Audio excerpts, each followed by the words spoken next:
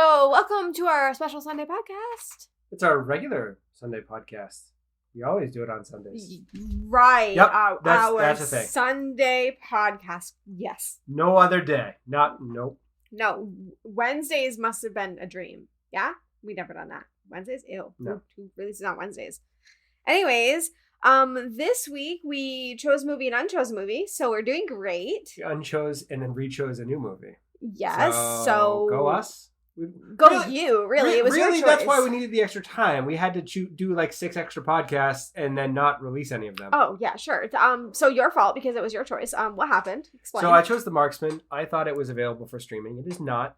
Only in theaters, and we're not going out to die.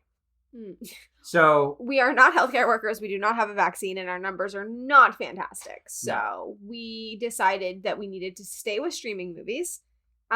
And we stretched the current movie wording a little bit. It's September release movie from 2020 that is new to streaming as of 2021. Yes. So we did try to find something more current. Does not exist. No. It does not exist. This month was really rough. So hopefully next month is better. We shall see. But regardless, you chose, what's the name of the movie? No Escape.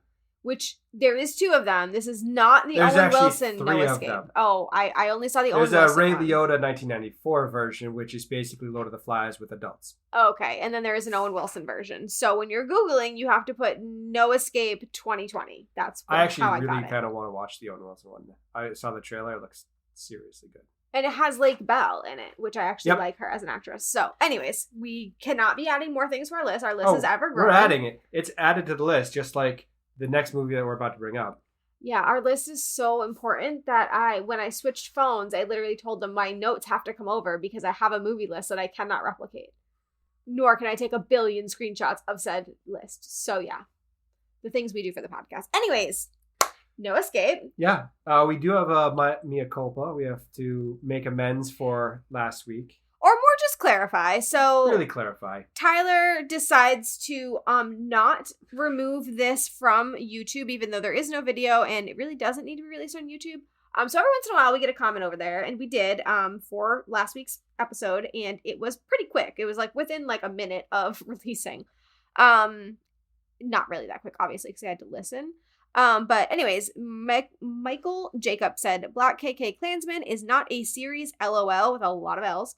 It's a movie, and it's not really a comedy. So I don't know what they're referring to. Well, so you had said you'd seen something, and it looked kind of funny because I seen the trailer. It's absurd on its face that a black person is trying to infiltrate the Klan. Okay. And I said, no, it's a serious movie, not a series movie. What's a series movie? Serious. No, what's a series movie? Something that's a trilogy, like Lord of the Rings or I wouldn't Star Wars is not a trilogy, but it's a series. Oh, okay. I don't think I would use the word series. I might say like multiple the Marvel installments or the comic book movies that Got are all you. Okay. related. Understand. So it's not that. It is a serious movie. Gotcha. Okay, so if we did say that incorrectly, I am sorry. Neither one of us have seen it, so it might have been just And that one is also going on the list. So No Escape and the KK Klansman movie. That is the name of it. Yeah. I don't know why you stuttered. Because I'm having a moment. We don't want to Moving on. say it again. Yeah. Anyways, so if you guys have other things that we missed in the Tenet movie, because I'm shocked that is the only comment we got of things. Oh no, made a our mistake of. version of Tenet is shoddy at best. It's shockingly bad, and we have shockingly few comments on that, which you guys love to call us out when we get things wrong. So I'm shocked. So if you want to still do that, I am fine with it. No, please don't. Stop. Just end it now. Okay. Well, if you want to call him out, it would be better. Anyways, do you want to tell us what your beer is? And also give them a disclaimer that you already did the satisfying crack. I did the opening already because our original version was corrupted and we had to start from scratch. So it is You Can't Get There From Here. It's got a maze on the can. What's the brewery? Let's see. Burlington Beer Company. Okay, so local again. Vermont. Yep. Mm-hmm. It was actually really good. I'll have another sip right now, I guess. More excuses to Let's drink beer. see if he ups it from his last score, because I was betting last time that he was going to up it as he went along. 4.5. Okay, so he started at a 4.3, so he is progressively going up. By the end of the podcast, we may be at a 4.7. I think we're going to get there. I feel it in my heart. It's staying at a 4.5. Okay, he's going to do it out of stubbornness now. So, anyways, do you want to give us a brief synopsis? Brief synopsis.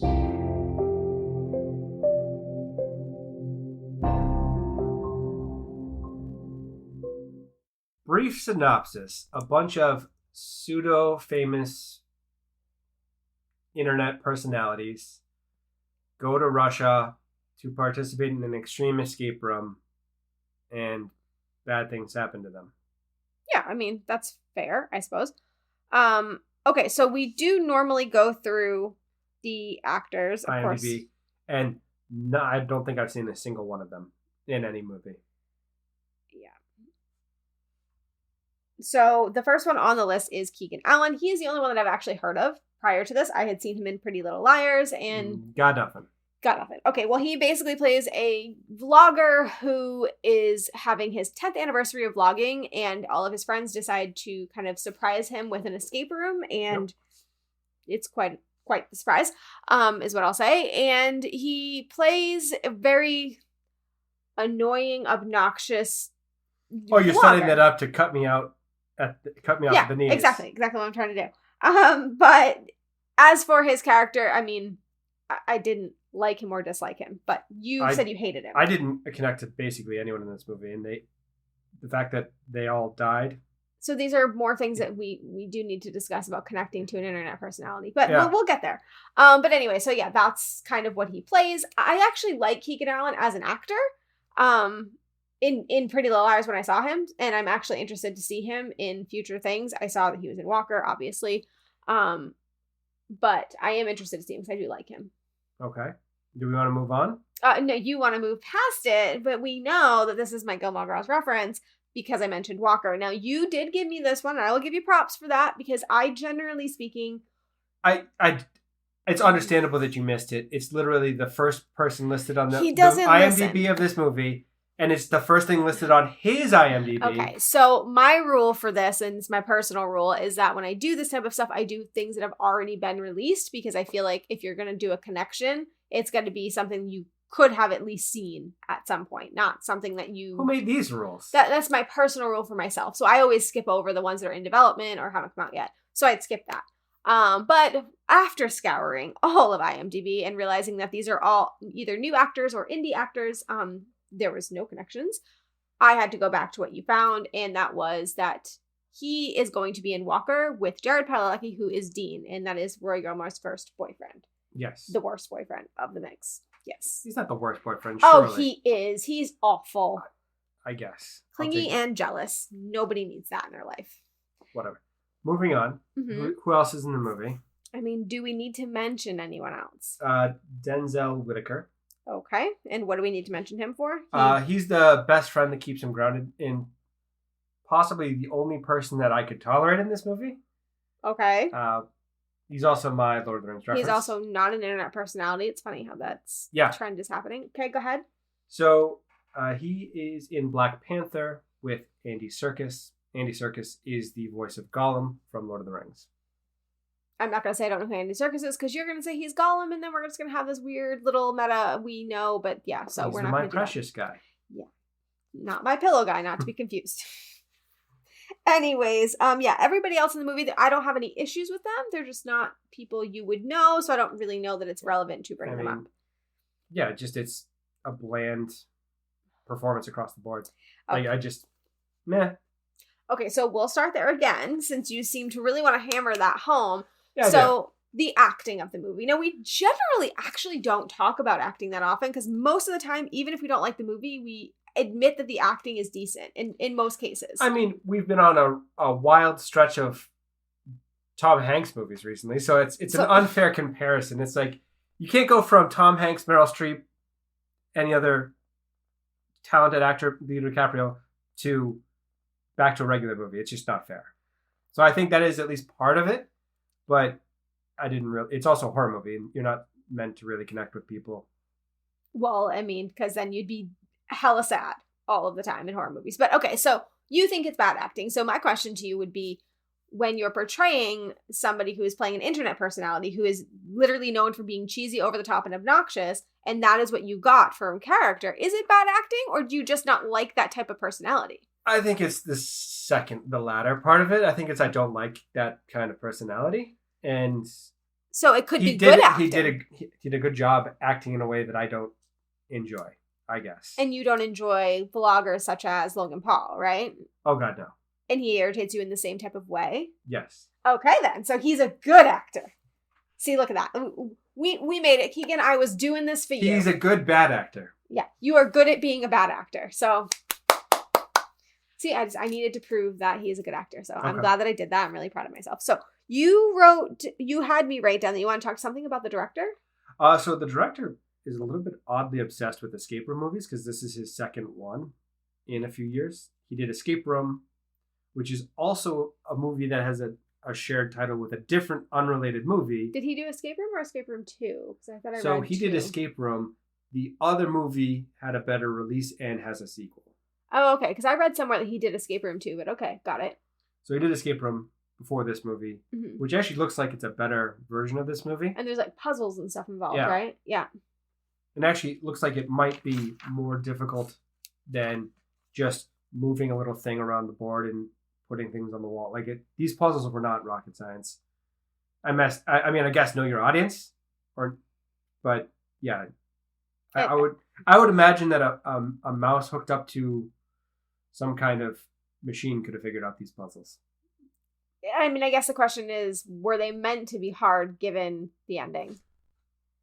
I mean, that's fair. Okay. So I did want to start before we got into a big chunk of the movie was the comparison to other movies that we've seen like this. So the first movie, obviously, that comes to mind, at least from our generation, would be Saw. I think that's fair with all of the mechanical puzzles that will kill you if you don't figure them out. Right. So given that, how do you feel about this versus that type of movie? Because I was obsessed with the Saw movies to the point that I went to the theaters to see them, which I am not a theater goer type movie watcher. I mean, I really enjoyed the first Saw. I mean, they did progressively drop in quality. Of course they did. If you extend something too long. If you go to Saw 72, it's... But the original concept. The original concept was great. I loved the original Saw. It was... Are we comparing, or are we just saying how much we love Saw? Well, Saw is a better movie. I'm sorry. I mean, I do like the fact that this movie had way less gore just for the sake of having gore than Saw. Because at times for the Saw franchise, that feels a little bit just unnecessary. I get it's their thing. I understand that that's why people go to see it, but why?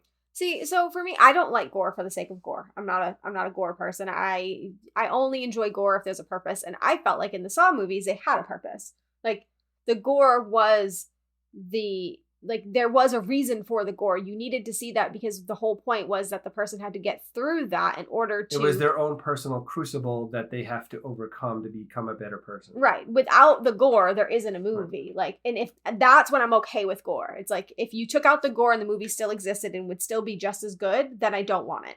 But if it wouldn't, then I want it. Well, I would argue that you could do less of that kind of gore with still the same kind of horrific challenges. Could you? Like I how? So. I don't know. There just has to be a way to scale it back a little bit.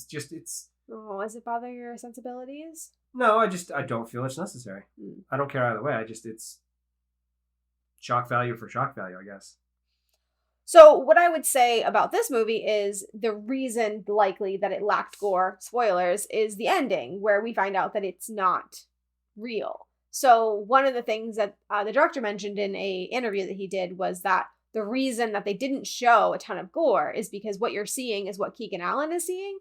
And obviously the people don't die. So there is no real gore to show. Like you can't cut off one of their heads and have it hanging there because then they're dead. Right. So you only have the amount of special effects that they were able to create in the moment. Right. So there was only so much. The only big question I had with the gore side of it and special effects and stuff is the dead body that he has to cut into.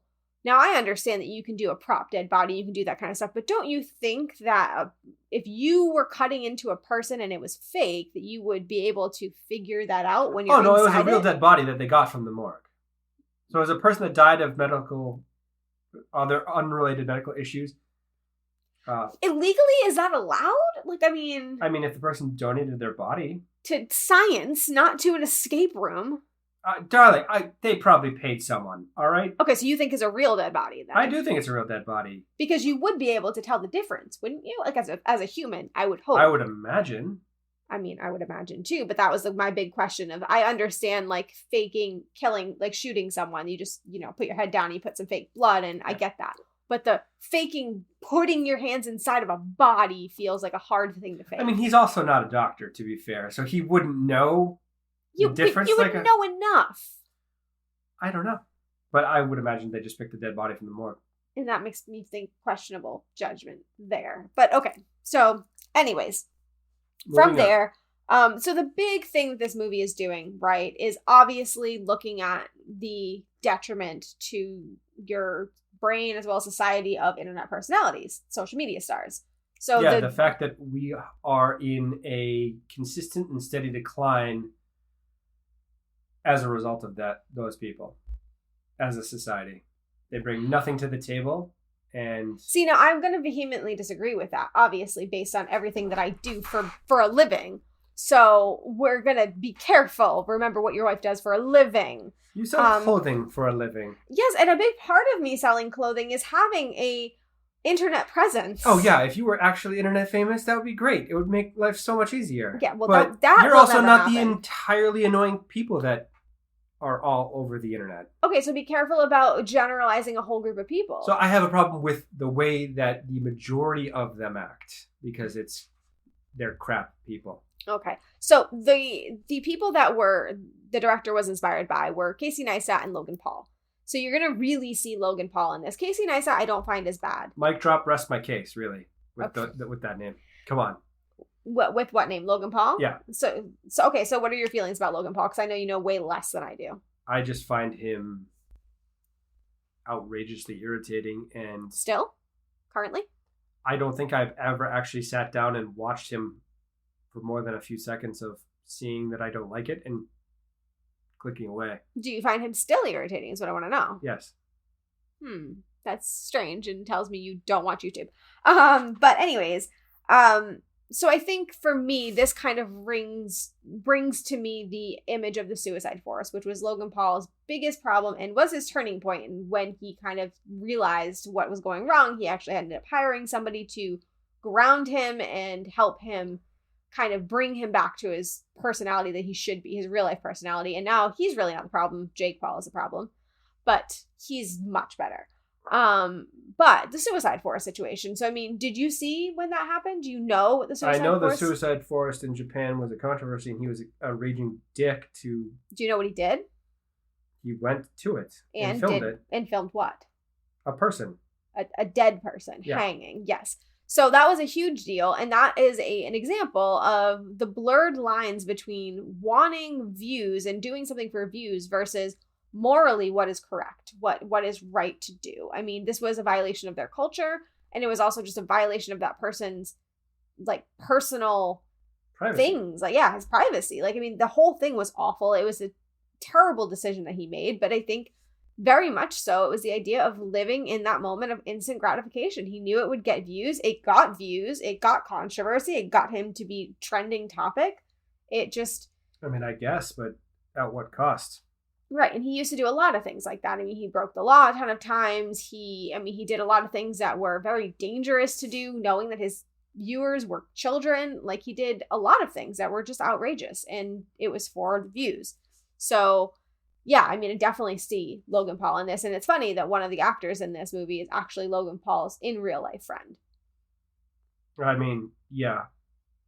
So I find it anathema, and it just obnoxious on a level I can't describe. And I want nothing to do with it, personally.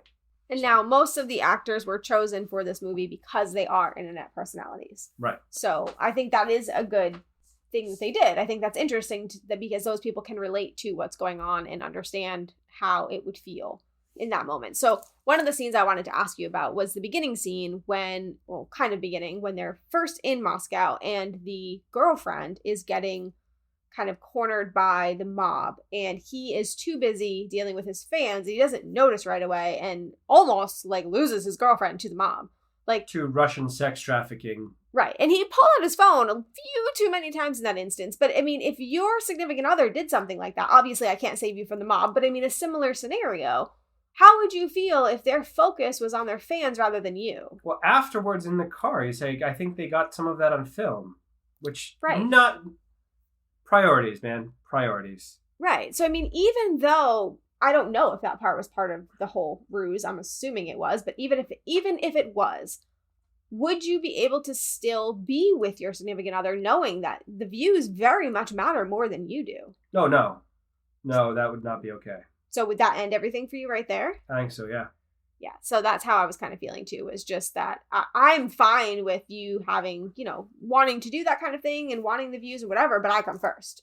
Or else. I mean, my life comes first. I would think. I would hope. I mean, that would be what you would expect from your boyfriend, girlfriend, spouse. Right. I mean, if not, then you're with the wrong person. Yeah, agreed. Okay, so before internet personalities, do you think there was anything you could compare this to, or do you think this type of thing is a YouTube revelation? I mean, so social media has definitely brought this to the forefront. This has been a thing for as long as I can remember. I would compare it mostly to performers, theater actors, and musicians, and so forth. The one I can think of off the top of my head is John Wilkes Booth, who went to extreme levels to be remembered forever. He thought it was going to be positive, and it's not positive. No. Okay. I didn't know he was an actor until, recently. Until started dating you, really. You're welcome. Yeah, well, because that's not what he's known for.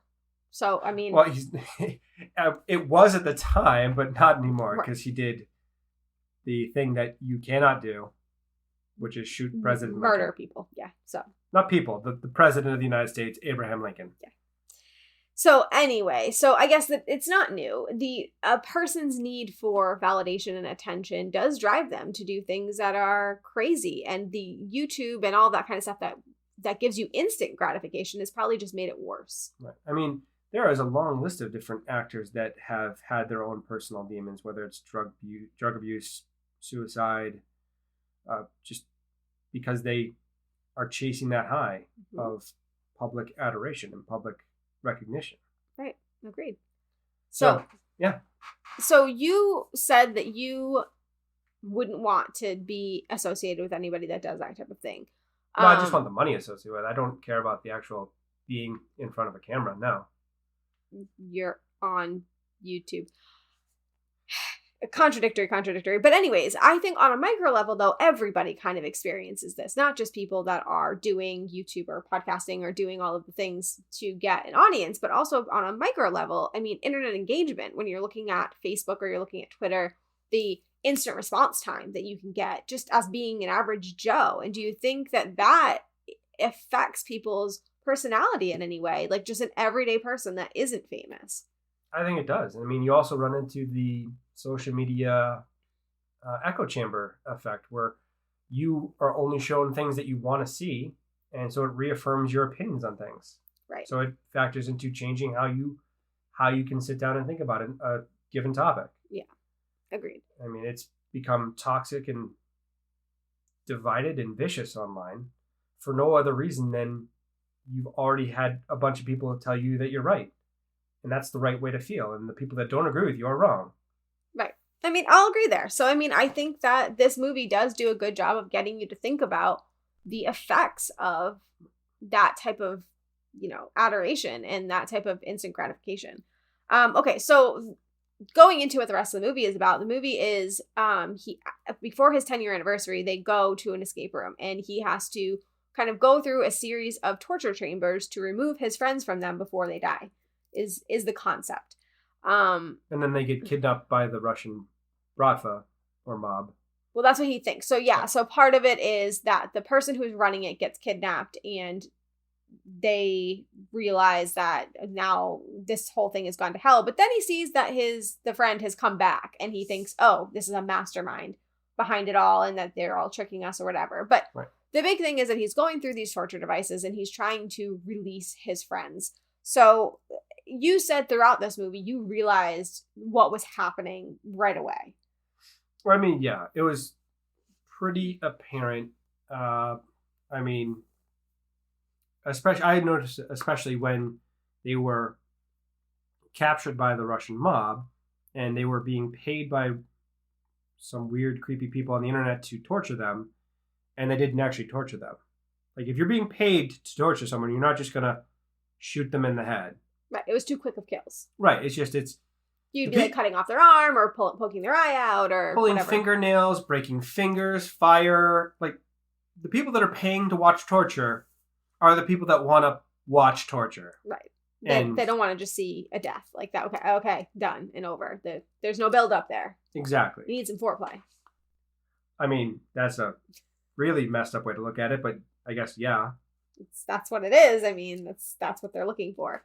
So, yeah, I mean, the director did note that he did put some things in there, like when, what's his name? Alexei says to them, guys, remember that this is just an escape room. None of this is real. That was kind of a key to the viewers to remember. Well, his girlfriend in the car before says, remember, if it gets too intense, it's not real. Right. And they say that a few times. Also, apparently, when the girlfriend is in the water tank, she starts laughing at one point, and so do one of the friends when he's like freaking out and going on the top. Apparently, they start laughing. Yeah. So that was supposed to be like a cue that they weren't taking it seriously. Also, another thing was supposed to be a tell was that when the two people were getting tortured at the same time, like the chamber stuff, when he figured out the puzzles in a normal puzzle situation, it would have continued the torture and finished it out rather than like releasing. That's not how the puzzle would have played out, and if it was real. So it also gave him too much time, which wouldn't have happened. And the one that was pulling on him would have actually hurt him rather than just... Oh, no, he would have had dislocated shoulders. Right. From that. Right. So these were supposed to cue in the viewer that, like, this is not real. Yeah. Not a real thing. So... Also, he jumps down an elevator shaft, and there... I mean, you don't hear a splat. Yeah. You don't hear a bone-crunching, sickening or anything. sound. You don't hear anything. I mean, there's not even like an echo. There's nothing. Yeah. There's no hearing. So you are supposed to figure that out. But I mean, so for a lot of it, I kept thinking maybe it's just like a poorly done movie. Like maybe the director just really sucks at his job. Well, but the reason I was feeling that way was because there was a lot of moments in this movie where if it was fake, which is what it should be, there are points where they should have stopped it. There are points where you can see that, like, this person is going crazy, like, legitimately crazy, that a human that cares about this person would be like, okay, all right, we're done here. Like, at the point where I think it's the girlfriend is being tortured. I don't remember, but he ends up getting a gun and shooting the Russian mob. Now, obviously, it didn't end up hurting him. I can't remember exactly how it played out, but I do remember that I think the bullet wasn't real or whatever it ended up being. He got shot in the shoulder. Right, but it didn't do much. It looked silly, like how it happened. Right. But at that moment in time, I feel like if I was your girlfriend, I would be like, okay, this is not how he would normally act. The fact that he got this far and it happened that quickly in that moment tells me that he's too far. Like, we need to stop. Like, this is too much. And also, you would think that they have the cameras on him in the hallways, I would assume, so they can see as he's, like, going around, as he's, like, looking for people, he's watching the desk, they're seeing all of that. And they think, like, oh, he's totally sound of mind? He's fine? Like... No, these are not good friends. And the girlfriend either. Like, no. I don't think I could watch you go through that. I would be like, no, I can't do this. We're out. We're done with this. Well, thank you. You don't want me to have emotional trauma for the lols. Yeah, it just doesn't seem... If it was all fake and it was just kidding. You now have therapy. Yeah, it just doesn't feel like that's how that would play out. There should have been people monitoring him at all times, and there also should have been medics on standby for, God forbid, anything were to happen to him, given the trauma they were putting him through. Or, the person at the end has more than himself there to make sure that he doesn't get beat to death with a revolver. Yeah. So since we're at the end of the movie, first of all, do you consider it a twist ending? I mean, Not really. I expected it maybe halfway through, probably before that. You were saying it the whole movie. Yeah. Yeah. I was questioning whether it was a bad movie or not because I just kept saying to myself, no sane human would allow this for this long. Like, that's just awful. So for me, I guess it was a twist that sane humans do allow that. There are awful people in this world. Oh, that doesn't shock me at all. The world is full of terrible people. I always want to believe better, but yeah, here we are. I mean, the other thing that could have happened is he could have offed himself, because I feel like that's a valid thing to have happened when you just watched all of your friends die. I would say that would probably be more likely in that kind of trauma. Because you'd be despondent. I mean, murder-suicide. Kill the guy, then myself. Yeah, I Probably. mean, fair. That's probably what would happen. Because I'm taking that son of a bitch with me. And maybe he would have if they hadn't walked out. Yeah. So anyway, the aftermath. Do you think that he would end up being culpable for the murder of, I keep forgetting his name over and over again, but Alexei? So this is in the United States. They're not in the United States, obviously. Right. So Two governments are involved in this. I have no idea how this would be handled in Russia, but if it was in the United States, I would have to believe that he would get away with either temporary insanity or justifiable homicide, because the circumstances were set up to where he thought all of his friends had been murdered and he's saving himself. Right. No, I think I agree with you on this, because I feel like in this situation, like, he's been literally traumatized. I can't imagine. He's obviously not thinking clearly. He's not in a good state of mind. He can't be held accountable for that. Like, he didn't he put himself in this scenario, but he didn't know it was going to be this. Right. So, I mean, it's the kind of thing where if you come home and you see your wife or children being attacked by a burglar and you beat that person to death with a baseball bat, are you responsible? well, no. That's self-defense. You're protecting your wife and children. Or if you see that they're all already dead and you just snap in the moment. But still, no. Yeah. I mean, you can't be held accountable for that. I mean, that. Well, that's what I'm saying. Like, he is in that kind of mind frame because of what happened. Right. Even though he was told repeatedly that it was not real. But I mean, I feel like that would be hard to believe to the extremes that they went. Fair. So, I mean, even to I feel like the one that probably did it for him was his girlfriend drowning and him pulling her out of the water and that whole thing. Now, my question for that is, well, there's two things. First of all, did no one know CPR? Because none of them did it. And second of all, no one took her pulse or any of that to see if it was. Well, he didn't check the dead body pulse for first. Like, he started cutting into a person before checking to make sure that they were actually dead. Yeah, there was a lot of points where it's like he didn't really follow through, but he's also a kid, right? So he might not even think about that. Even if you don't know CPR, you've seen it on TV. Yeah. Now, granted, she didn't technically die there, but still, she would have had labored breathing. She would have had water in her lungs, which you would have been able to hear if you listened to it. Her heartbeat would have been slower. Like, I mean, all of these things you would have been able to know if it was true. A hospital now. Right. So, and if it was fake and she was actually drowning in a fake thing, that's a liability, and they're going. No, they probably put an oxygen tank on her or something like that, I'm sure. Well, no, they would. If she had actually suffered a almost drowning, the company that runs the escape was like, oh, nope, never mind. Right. We're going to the hospital now. Right. So then the question becomes, what happens to his friends in the aftermath of this? Are they culpable for anything?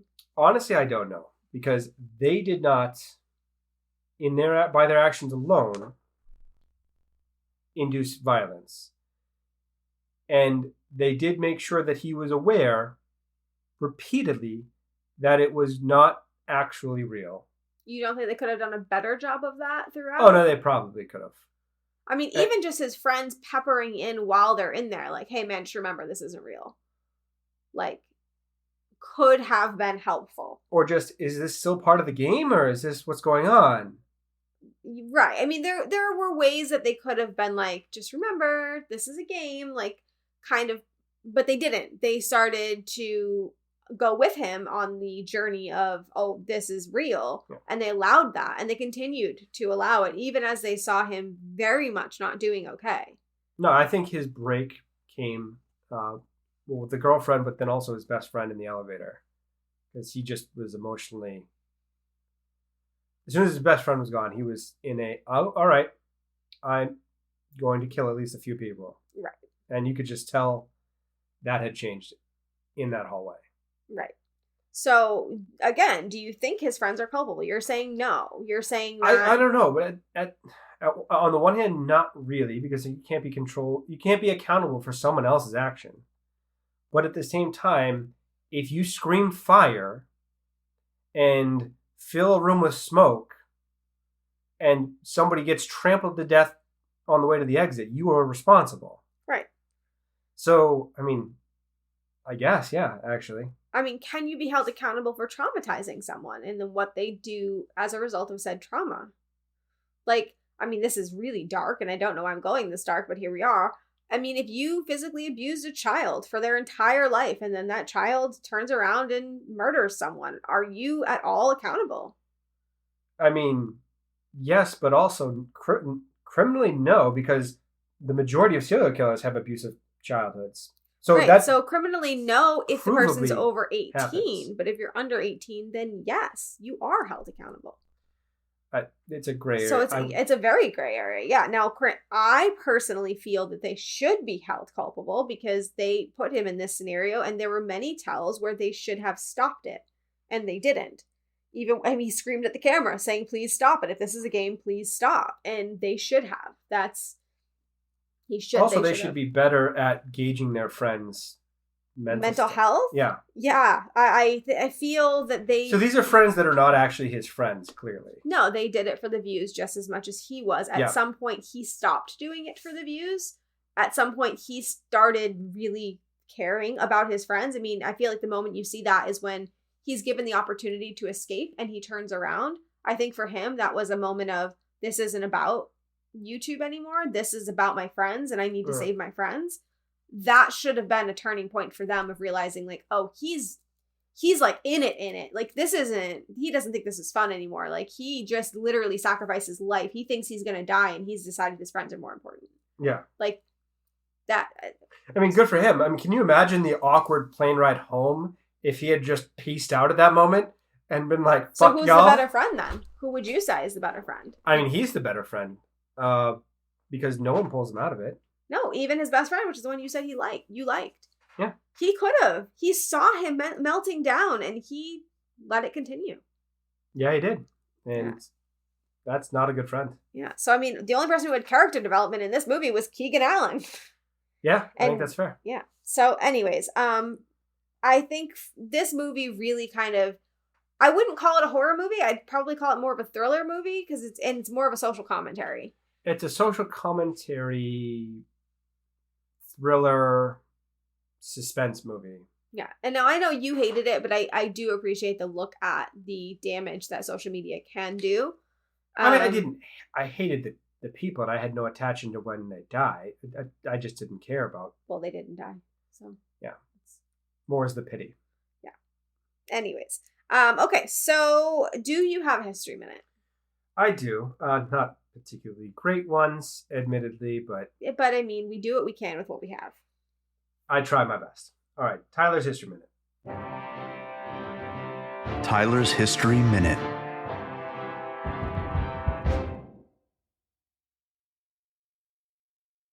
Starting off, the escape room is supposed to be in a Bolshevik prison. And for those of you who don't know, Bolsheviks are the precursors to the Soviet Union, the Russian Revolution in 1917, led by Lenin, who went on to be a dictator for communist Russia. Mm-hmm. So after they took power, they had a bit of a we're going to kill and imprison everybody that disagrees with us moment, which is called the Red Terror. So it was basically imprisoning and sending people to gulags and work camps that were your rivals, or shooting them. So somewhere around 100 to 200,000 people are estimated to have died during this. Very uplifting. Yeah. Then moving on, we'll go to the dissolution of the Soviet Union. because the dissolution of the Soviet Union actually has led to a bunch of odd things, Okay. not the least of which is Russian organized crime, because they pay better because the soldiers are not getting paid anymore. I mean, organized crime is everywhere. It's not just in Russia. So the dissolution of the Soviet Union started in 1988. Was concluded in 1991. So we were actually alive for this historical moment. We've been alive for a lot of historical moments. Yeah. I'd like to be stop being alive for historical moments. I would like to not have to live through any more historical moments. thank I'd like there to not be any more once in a generation moments in history. Yes. Please. Yes, please. Thank you. I want to keep living. I don't want to stop living. I'd like to keep living too, but these whole I've been alive through an historical moment thing, I mean, it's getting old. Yeah. Like, it's just... Oh, just add it to the pile at this point. Exactly. So yeah, the Soviet flag was last flown over the Kremlin on Christmas in 1991. Why Christmas? Just Christmas. Oh, okay. 12/25. Christmas. Yeah. Or as they call it... Christmas? No, what do they call Kris Kringle there, though? Isn't there another name? I don't know, darling. No, I did not look that up as part of an unrelated history minute. I'm just more curious. So the first countries to break away were the Baltic states, Estonia, Lithuania, and Latvia, in that order.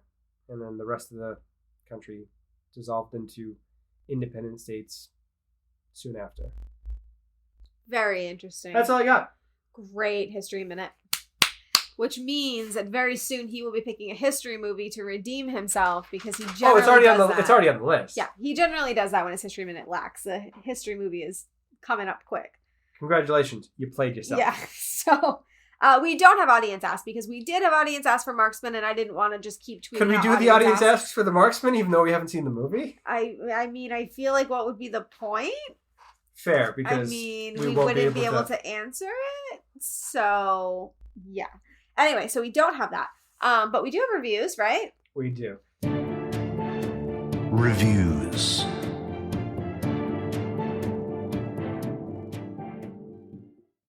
So the Rotten Tomato score, critic score, is 27.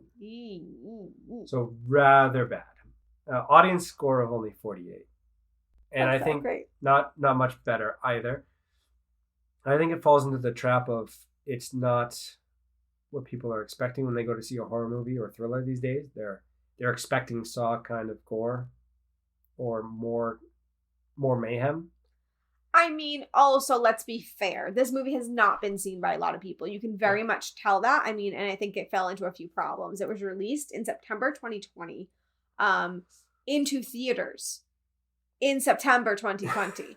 So I think that the pandemic caused a problem for it. It was just released for streaming recently. So I don't think a lot of people have seen it just yet. So while there are reviews, you got to look at it that it's probably critic heavy and like die hard movie buff heavy. Well, I think also it falls into the trap of being an expected twist ending. It isn't expected. I mean, it doesn't. You go into this movie knowing what you're going to get, kind of. Yeah. So it doesn't exceed your expectations of the movie, which will take a movie that is mediocre to a good movie. It kind of falls short, and it's exactly what you expect, which makes a mediocre movie a bad movie. Yeah, I mean, that's fair. I still would be curious to look 6 months down the road or whatever and see if the score has improved, because I really don't think it found its audience. I think its audience hasn't quite made it to it yet. I mean, I'll give it a 6. Okay. So higher than that, but it's a movie that is just not really worth watching. If you have nothing else to do, sure, but if you have any other better movie to watch a better movie.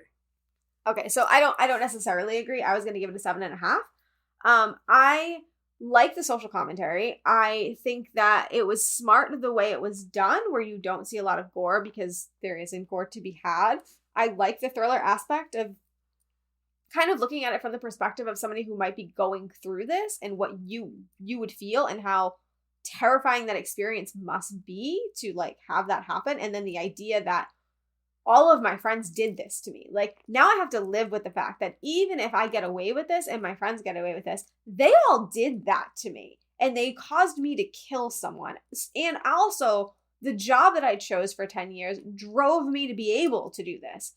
And I captured it on film. Right. That is an existential crisis that is terrifying. And as somebody who does enjoy having an audience online and connecting with people, the thought that it could become that toxic is quite terrifying to me, and kind of enlightening to see what those people go through on a daily basis that are famous. So I think it is very poignant to now, and I find it interesting. I don't think it was that poorly done. I don't think it was poorly filmed. I mean, it's nothing groundbreaking, but I enjoy it for what it is. I think that's fair.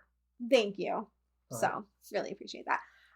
So that's next all. week we are actually doing the movie that we say we are doing. So We hope. We hope. Fingers crossed. Yeah, so the movie is going to be Downhill. I had looked it up because I was looking for romantic type movies, because we are moving into February, which is Valentine's Day. But I didn't want like a sappy, like just whatever movie. And this said it was the romantic movie for realists, which, if you know me at all, is me. So I thought it would be interesting to see. Plus, it has Julia Louis-Dreyfus, which she's from a show you like, isn't she? Seinfeld. Yeah, I wasn't positive, and I was worried that I was wrong. And I've liked her in other things. And then Will Ferrell, I believe, was the other one. So I can't picture the two of them together, and I'm quite curious to do so. I 100% can, because she is 100% the sarcastic person that... Which might be why I like her. ...would pair off with Will Ferrell and be the person that keeps him in check. Yeah. Well, so I'm very interested to see it. So hopefully that gives us a little bit more fun things to talk about. I just think it will give a nice balance, because he usually doesn't... Will Ferrell doesn't get paired with a woman that is that type of glib. Are you saying me? You like me? A little bit, yeah. That type of glib? Is that why I picked this movie? Probably. Unconsciously? Okay, well, we will see. I'm kind of excited for this one. And we're hoping to actually release it on Wednesday, so this will be a quick turnaround.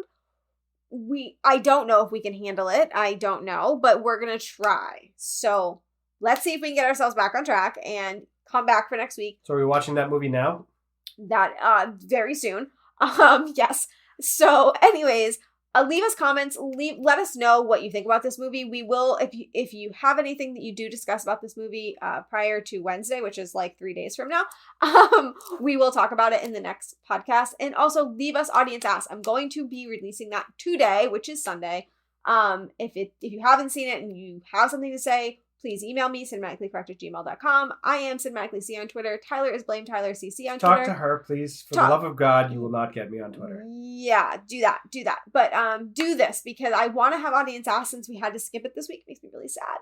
So do that. Even if you haven't seen the movie, look up the trailer, look up whatever. You can watch the movie in time. Do that too. But please, for us, please. Anyways, we have a Discord kind of ish thing. If you want to be part of our movie club on Discord, it's just like a small portion of our Discord, but it exists. We are doing another movie coming up soon. I think we're doing Contact. We have just finished Tenet, which we have done a podcast on, but the conversation was not all that riveting. No. So this one I am planning on doing discussion questions for. So if you like that type of banter on movie groups, then that's what's going to be there. So yeah, we will be doing that.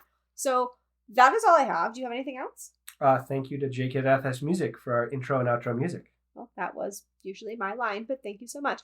So yeah, that is it. So we will be back next week with Downhill. And thank you all for listening.